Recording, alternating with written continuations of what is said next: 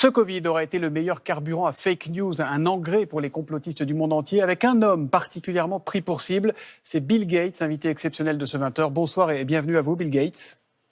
On va vous retrouver juste après le sujet de Camille Gutin qu'on regarde ensemble. En 2 ans de pandémie, il est devenu l'homme à abattre pour les complotistes du monde entier. Le multimilliardaire et philanthrope américain Bill Gates s'est retrouvé au centre de toutes les théories conspirationnistes. Et ce qui a mis le feu aux poudres, c'est cette conférence enregistrée en 2015. Le fondateur de Microsoft y prédit une pandémie mondiale. Si quelque chose tue plus de 10 millions de personnes dans les décennies à venir, ce sera très probablement un virus très infectieux plutôt qu'une guerre. Visionnée des millions de fois, la vidéo cristallise la haine des complotistes. Bill Gates est accusé d'avoir volontairement créé le virus du Covid pour éliminer une partie de la population, comme l'affirme ce naturopathe américain. Il y a trop de gens sur cette planète, il faut s'en débarrasser. Ce sont les mots de Bill Gates, au moins 3 milliards de personnes en trop. L'homme d'affaires est aussi la cible des anti-vaccins. Il lui reproche de mettre dans les doses contre le Covid des puces électroniques. C'est ce qu'affirme ce médecin suisse opposé à la vaccination. Il y a des nanoparticules. Et ces nanoparticules vont faire une sorte de puce. Vous serez pucé. Ça veut dire qu'ensuite, grâce à la 5G et aux satellites qui tournent autour, les gens seront sous contrôle.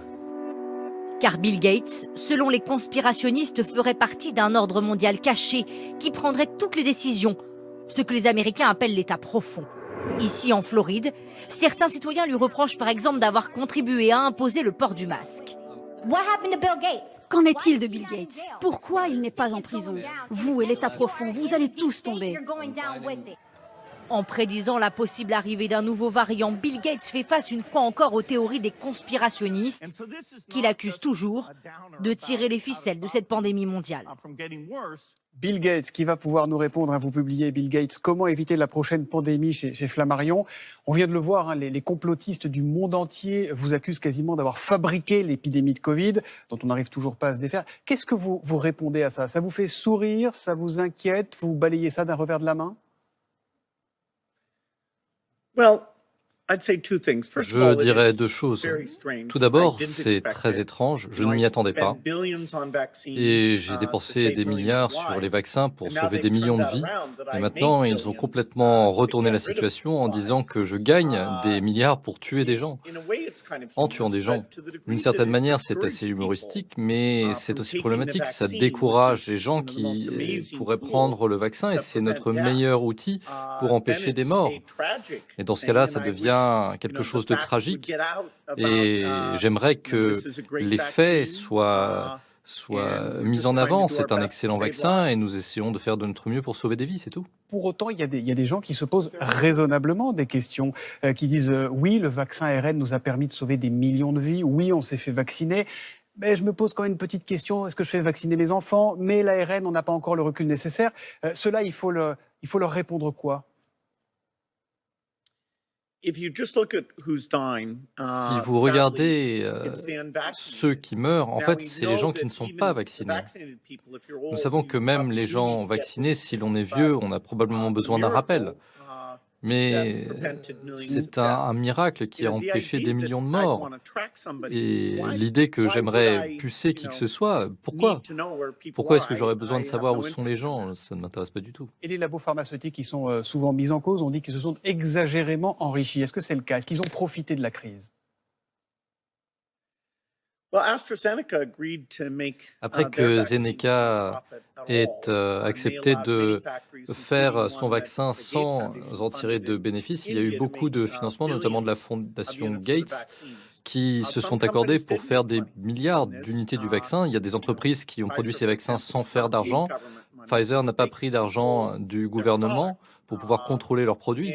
Le prix des médicaments, c'est toujours un sujet très compliqué, mais globalement, l'innovation de ces entreprises privées a été vraiment un bénéfice pour tous. En tout cas, ce qui est sûr, c'est que cette épidémie, elle a divisé le monde comme jamais. Bill Gates, aujourd'hui, tout ce qui représente le pouvoir est rejeté, exclu, combattu, instantanément délégitimé.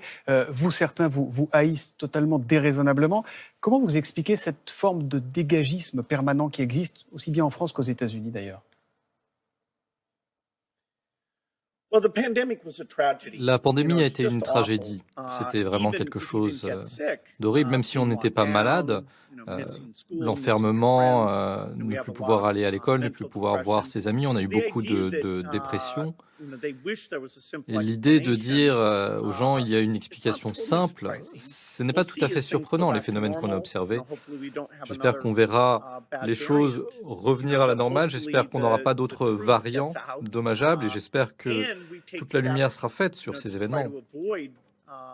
Et il faudrait aussi que l'on mette en place des mesures pour empêcher les prochaines pandémies, parce que les dégâts de celles-ci ont été incroyables. Eh bien justement, on va en parler parce qu'au moment où le monde entier a les yeux rivés sur l'Ukraine et la Russie, vous semblez dire, vous, Bill Gates, que la troisième guerre mondiale, c'est celle que nous allons devoir livrer contre les pandémies. Pourquoi vous avez cette conviction aujourd'hui ? Je dirais que le plus grand risque aujourd'hui, c'est toujours le plus grand risque qui pourrait tuer des millions de personnes, c'est une pandémie. Alors je ne dis pas que la situation en Ukraine n'est pas dramatique, c'est vraiment une situation terrible. Mais je pense que nous sommes capables de nous préparer correctement pour la prochaine pandémie, tout en faisant face à d'autres défis comme le changement climatique et d'autres problèmes de santé. Donc j'ai mis en avant quelques idées pour des investissements, pour de la surveillance, pour que l'on puisse repérer la prochaine pandémie suffisamment tôt pour l'empêcher de devenir une pandémie mondiale. L'idée, c'est de prévenir avant de devoir guérir, c'est ça ? Tout à fait. Il y aura des événements, des nouvelles maladies, mais ça ne devient pas une pandémie tant qu'elle ne s'étend pas au niveau mondial. Et si l'on repère suffisamment tôt une nouvelle maladie pour l'empêcher de se propager dans tous les pays, comme ce qui s'est passé avec le Covid, c'est mieux.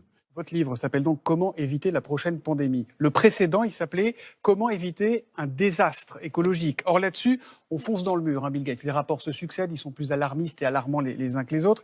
Je ne sais pas si vous vous souvenez de ce que disait Jacques Chirac. C'était en 2002 au sommet de Johannesburg, il y a déjà 20 ans. Écoutez. Notre maison brûle. Et nous regardons ailleurs. Nous ne pourrons pas dire que nous ne savions pas. Il y a 20 ans, nous regardions déjà ailleurs. Et depuis, on a l'impression d'avoir entendu du blabla, du blabla, du blabla. Est-ce que l'homme est vraiment capable de voir plus loin que le bout de son nez ? Est-ce que le monde économique est vraiment capable, Bill Gates, de voir plus loin que ses profits immédiats ? Que ce soit d'ailleurs pour le climat ou pour prévenir les épidémies ? Les innovations qui nous aident à combattre le changement climatique devraient être une véritable réussite. Les voitures électriques sont une réussite, c'est une très bonne nouvelle. On a aussi besoin d'innovations dans le domaine nucléaire, dans le stockage de l'énergie. Et moi, j'investis beaucoup dans l'accélération de l'innovation, car on a véritablement une limite temporelle si on ne change pas la manière dont notre économie opère en termes de transport, de production d'électricité, de production tout court, nos habitations. D'ici 2050, les dégâts seront extrêmes. Donc c'est vraiment très bien que ce soit une priorité politique pour la France, que la France veuille investir dans ce domaine. Je pense que si l'on œuvre pour l'innovation, on peut éviter encore un désastre climatique. Ce n'est pas la première prière d'un programme pour la Maison-Blanche là, que vous nous présentez, Bill Gates. Vous n'êtes pas candidat à la présidence des États-Unis. Non, la politique, devenir un politicien, ça ne m'intéresse pas. Je coopère avec des politiciens parce que leurs politiques peuvent faire de grandes différences pour accélérer l'amélioration de la lutte contre le changement climatique. J'ai une dernière question d'actualité. La Cour suprême américaine est sur le point de revenir sur le droit à l'avortement, Bill Gates. Qu'est-ce que ça vous fait ? Qu'est-ce que vous vous dites ? C'est très triste de voir qu'après 50 ans où les femmes ont eu le choix et le contrôle de leur propre corps, de voir que dans de larges portions des États-Unis, ce droit va disparaître. Je suis attristé, je suis embarrassé par la situation. On a des fondations, ma fondation aide les femmes et c'est un événement triste si cette décision a lieu de la manière dont il semble qu'elle va avoir lieu. Merci beaucoup Bill Gates. On peut vous lire Comment éviter la prochaine pandémie chez Flammarion. On peut vous retrouver sur Twitter aussi. Elon Musk qui prend la tête de Twitter. Vous allez rester sur le réseau social, vous ou pas ? Lui qui prône la liberté d'expression absolue. Ça vous va, ça ?